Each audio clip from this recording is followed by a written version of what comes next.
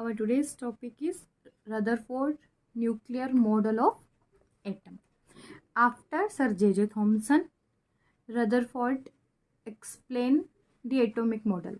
Okay, sir J Thomson के model rejection के बाद रदरफोर्ड ने एटॉमिक मॉडल दिया था. अब रदरफोर्ड ने क्या किया, तो Rutherford atomic model was based on a experiment. Rutherford का जो एटॉमिक मॉडल है वो एक्सपेरिमेंट पे बेस है, जिसे हम कहते हैं अल्फा पार्टिकल स्कैटरिंग एक्सपेरिमेंट. इन एक्सपेरिमेंट पे क्या किया था, रदरफोर्ड में कुछ अल्फा पार्टिकल्स लिए थे जिसे गोल्ड फॉइल के साथ उन्होंने क्या करवाया था, स्कैटर करवाया था.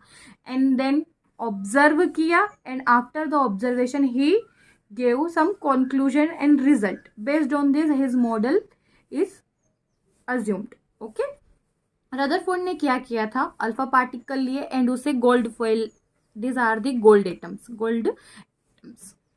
अल्फा पार्टिकल्स को गोल्ड फॉइल में प्रेजेंट एटम्स के साथ बम्बार्ड करवाया था, जिसके जरिए उन्हें कुछ ऑब्जर्वेशंस मिली, जिसके अकॉर्डिंग उन्होंने कंक्लूजन्स दिए. तो what are this observation and what are the conclusion, let us see. क्या किया, किसी भी एक सोर्स से अल्फा पार्टिकल्स को जब गोल्ड फॉइल के साथ स्कैटर किया गया, सो कुछ कंक्लूजन्स मिले, कुछ ऑब्जर्वेशंस मिली. The first observation was some alpha particles move straight away. It means they just passes, they remain undeflected. ये कैसे रहे, undeflected रहे. But some alpha particles get deflected. कुछ अल्फा पार्टिकल्स एटम्स से अनडिफ्लेक्टेड रहे एंड स्ट्रेट पास ऑन हो गए. कुछ अल्फा पार्टिकल्स डिफ्लेक्ट हुए एंड उन्होंने अपनी डायरेक्शंस को चेंज कर लिया. एंड 1 in 20,000 कुछ अल्फा पार्टिकल्स ऐसे थे जो जिस डायरेक्शन में गए उसी डायरेक्शन में वापस लौट कर आ गए. This was the observation made by the Rutherford. Rutherford की यही ऑब्जर्वेशन थी कि कुछ अल्फा पार्टिकल्स एटम में से क्लियरली आर के पार हो गए, जिन्हें हम कह रहे हैं अनडिफ्लेक्टेड अल्फा पार्टिकल्स. कुछ डिफ्लेक्ट हुए एंड कुछ अपनी ही जगह पर वापस सेम डायरेक्शन में लौट आए. Based on these observations, some conclusion was given. What are these conclusions?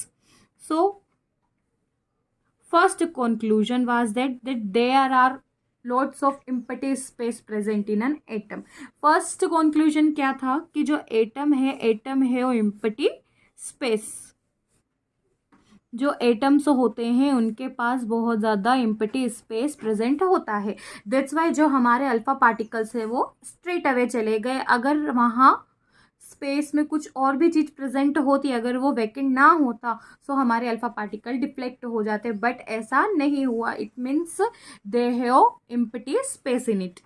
Second conclusion was that something is present in the center. Something is present at the center which is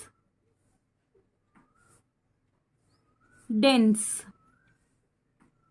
second conclusion क्या था कि जो atom है, atom के centre में कुछ dense होता है, जिसके कारण हमारे alpha particles 1 in 20,000 alpha particle जिस डायरेक्शन में गए उसी डायरेक्शन में वापस आ गए. इट मीन्स वो इतना ज़्यादा भारी है, इतना ज़्यादा डेंस है कि हमारे अल्फा पार्टिकल हाईली एनर्जाइज्ड होने के बावजूद भी वो एटम को क्रॉस नहीं कर पाए एंड जिस डायरेक्शन में गए थे उसी डायरेक्शन में वापस आ गए. The third postulate was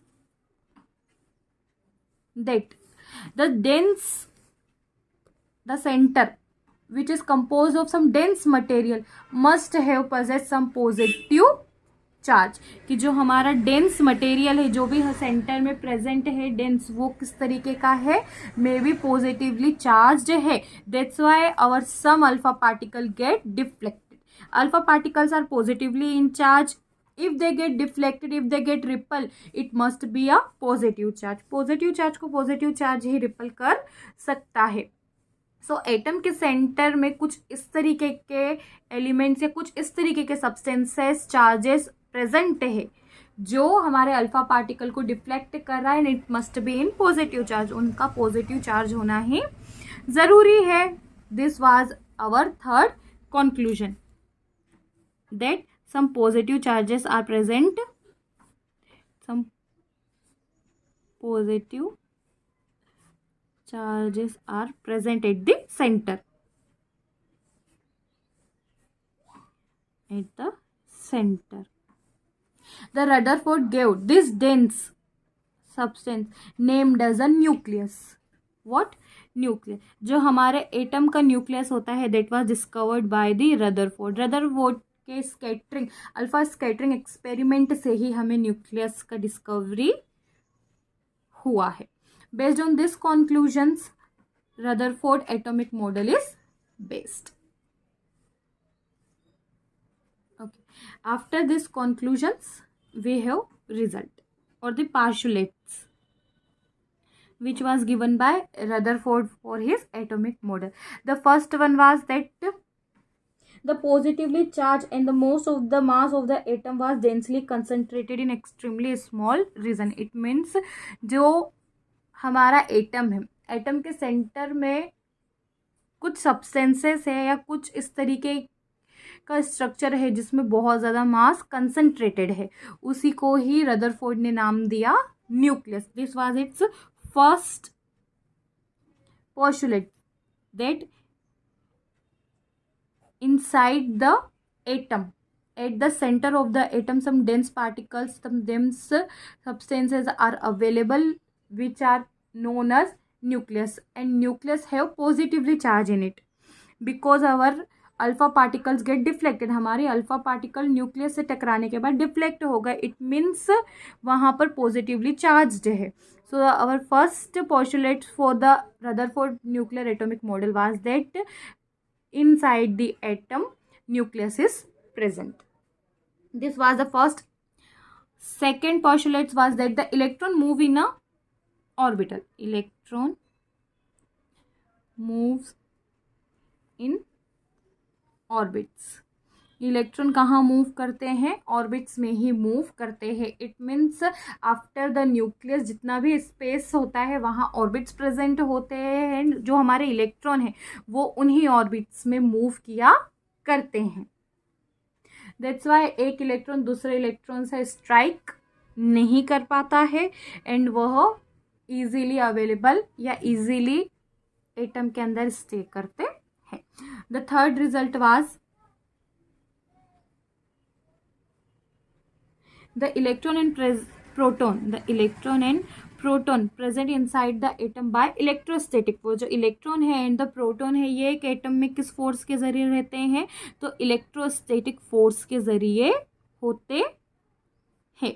if electrostatic force नहीं होगा सो इलेक्ट्रॉन एंड प्रोटॉन आपस में एसोसिएटेड नहीं रहेंगे एंड एटम न्यूट्रिकली बैलेंस नहीं रहेगा, but they were together by electrostatic force of attraction.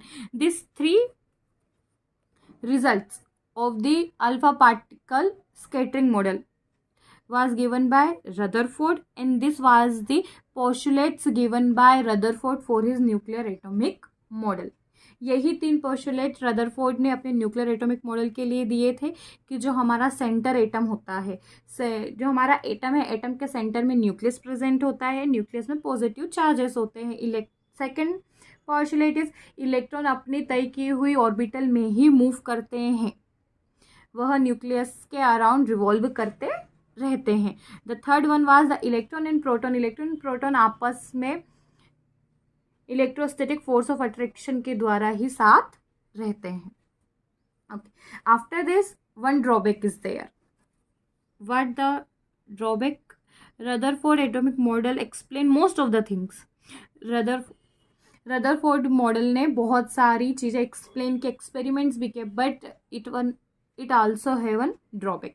Rutherford nuclear model में एक ड्रॉबैक भी है, that's why it can't able to it unable to explain the stability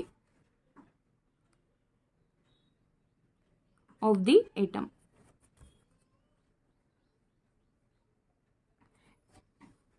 क्या था ड्रॉबैक? क्या है? It unable to explain the stability.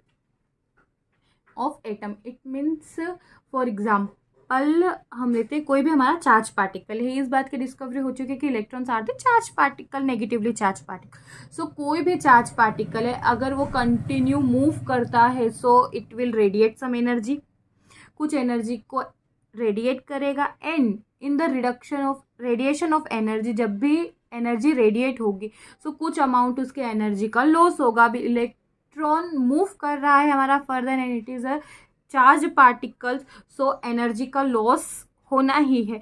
If electron energy loss कर रहे हैं then it must be collapse to the nucleus. अगर वो अपनी एनर्जी का लॉस कर रहे हैं तो उन्हें कंटिन्यूसली लॉस करते करते कोलैप्स हो जाना चाहिए न्यूक्लियस से, but actually it is not happen. हकीकत में ऐसा कुछ भी नहीं होता है, इलेक्ट्रॉन कोलैप्स नहीं होते हैं। This was the,